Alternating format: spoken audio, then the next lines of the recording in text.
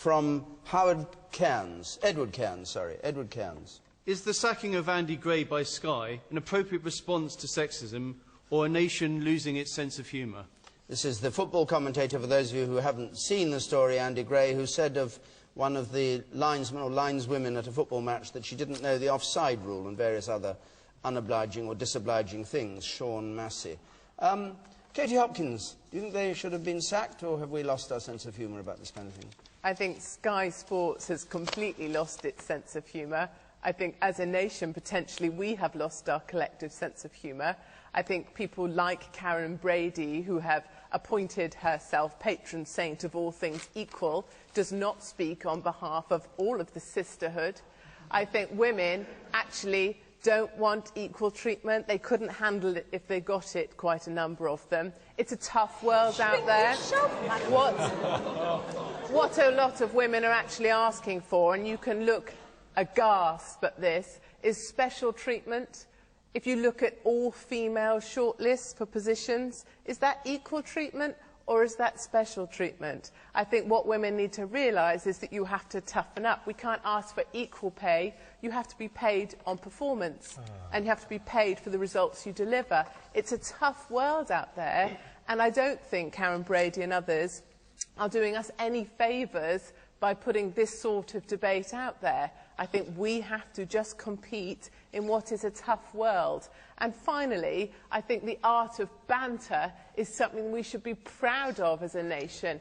I worked for a while in the military, and our forces, the best in the world in my opinion, they survive on banter. If you ask any of the lads what they love about their job, part of that is the banter. And I think we need to keep that. We need to look after it. Do we want a world that's completely void of colour? Do we want everything to be magnolia? No, we don't. I think we need banter, and I think those poor guys have really died on their swords and have been stabbed in the back by people like Karen Brady. Well,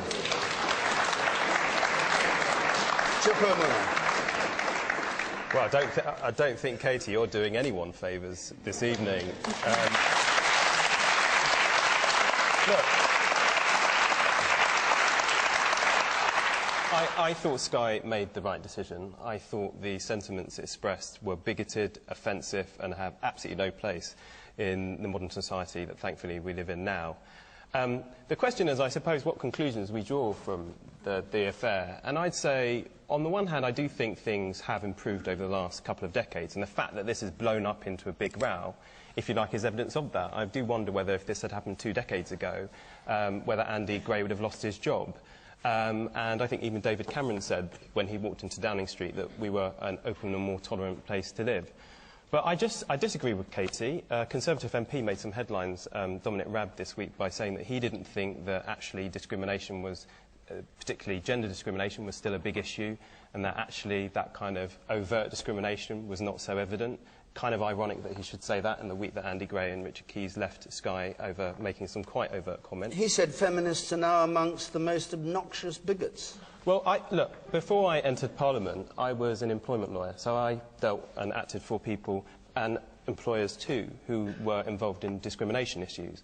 And we have made progress, but Katie, it's not perfect. You just look in the House of Commons, there are less than 200 female MPs. We do not have enough women in our boardrooms, and there's still a pay gap. There are still major issues that need to be addressed. And I actually also think football itself, in politics, we talk a lot about public service reform. We have got to reform the national game. It is ripe for reform. Bring more women into it? Have more women? Look, what's it got to do with Andy Gray? Well, culturally, the fact that you see those kinds of sentiments being expressed. There is a culture around football. I used to work at a football ground, Sellers Park Stadium, for several years. I've been around, but it needs to reform. it needs to reform its culture. It needs to kind of get with our modern times. And there are many other issues as well. Don't get me started on FIFA. Okay. Edwina Currie. I cheered when Andy Gray was sacked. Yes. Remember, he wasn't sacked just for the remarks, the off-colour remarks about the referee, which were made before she even had a chance to show her competence. he was sacked after a series of clips showing that he was making offensive and unpleasant remarks. He's a fat slob, you know, awful man, and I'm glad he's gone. I feel a bit sorry for Richard Keys because he did apologise, he did phone and apologise, and he did attempt to put things right, and I felt he could see what they had done wrong. I'd love to see the FA and FIFA and all the international football organisations recognising the worth of women's soccer. Our women's soccer team in this country and in the United States of America are a great deal more successful in international competition than the men's teams are. Right. What are they not to boast about?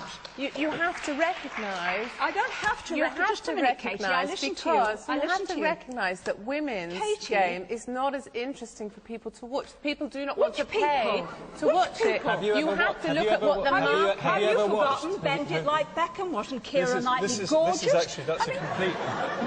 That is, if I may say so, Katie, that is a complete red herring. Have you watched a football match?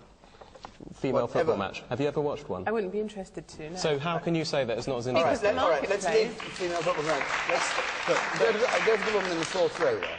I think this whole issue is an interesting reflection on our society's attitude to women. I think had this been a racist comment or a comment against someone's religion, it would have been rightly outrageous and no one would have had the audacity to dismiss it as banter. I think prejudice as women is just as much an issue as any other kind of prejudice, and I don't think we should be prepared to stand for it just for the sake of equality. Well said.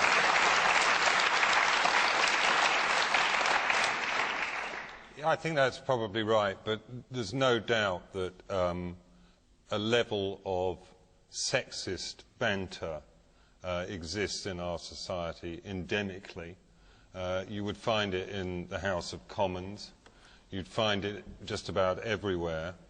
I think that the reason why this man was fired probably there are other ramifications. It may well be to do with the legal action, civil action he was thinking of bringing, or was in the process of bringing, against the News of the World. It's incredibly hypocritical of the Sky and another Murdoch company to get on its high horse about sexism when it's a major purveyor of what is effectively soft pornography itself, which is exploitative of women. And the most interesting thing to me, though, is the kind of delusional remarks of this man and of his colleague, and the general kind of atmosphere that surrounds these sports presenters, as if anybody really gave a damn about them. And the reason people watch Sky is because it has the deal to transmit live Premier League matches, beginning and end. Frankly, I think we could do with firing almost all television sports pundits and presenters and just have the sport.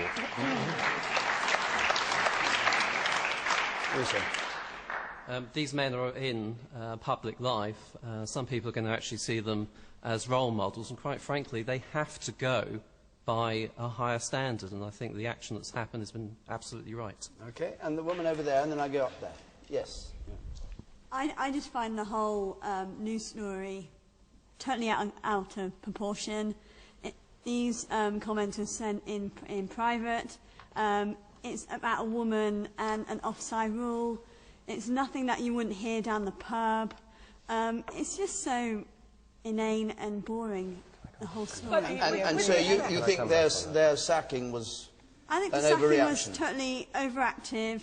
I think there's an agenda with Andy Gray. Maybe they wanted to get rid of him and they had to find a way.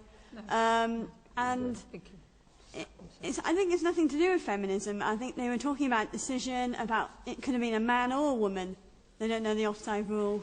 It really wasn't just about a particular decision. It was typecasting women linesmen and referees as being unable to know the rules of the game in exactly the same way the person in the audience who said, look, we wouldn't put up with this for a minute if they had, for example, said, oh, they can't referee that game because they're Jewish. They can't referee that game because they're black. I mean, it's completely... What it's doing is no longer treating people as individuals, but treating them as somehow part of a group that should be demonised because they're not capable of doing a particular job. And the reality one final point. which is that, you know, people who say that this is in some way a dead issue, just look in the labour market, Katie, at the fact that for exactly the same jobs, women are still paid less than men. And if we think that this is an old issue, it's not. It's a real issue still. And this is someone who is pulling down more than £1.5 million a year in a very big mainstream role. They will be role models, they will set opinion, and they need to behave better. Okay. I'll come to you.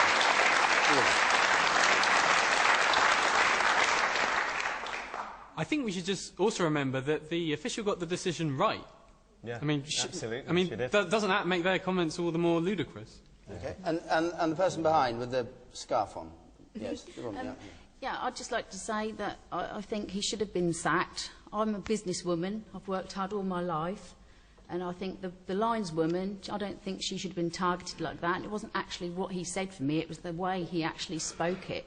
And he said it on more than one occasion about different people. There have been one or two columnists who've written saying that women have a licence to attack men in language that is thought unacceptable for men to attack women. What do you make of that? And there's that television programme, I can't remember what it's called. Loose Women. Loose Women. Is it Loose Women? Yes, I'm sure that's right. And two wrongs don't make a right.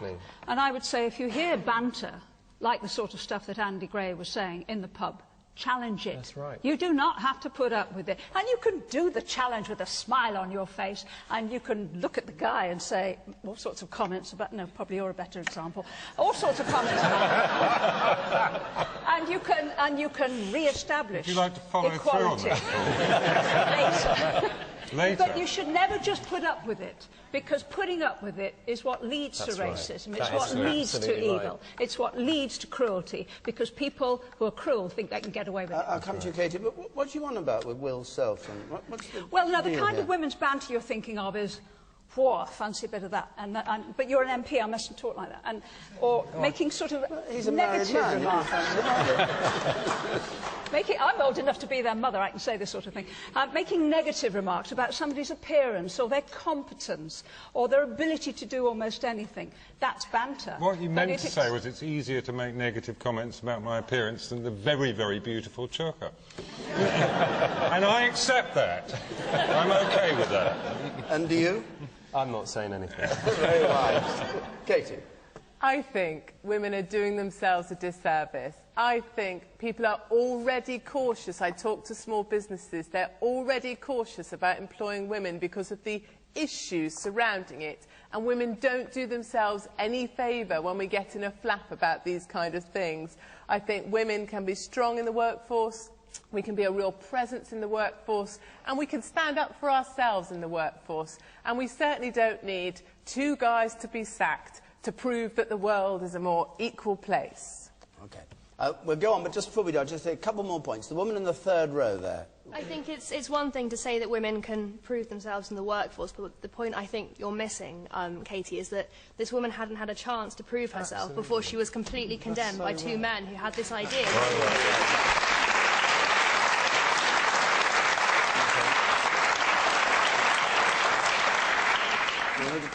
And yes, and the woman there with the dark hair.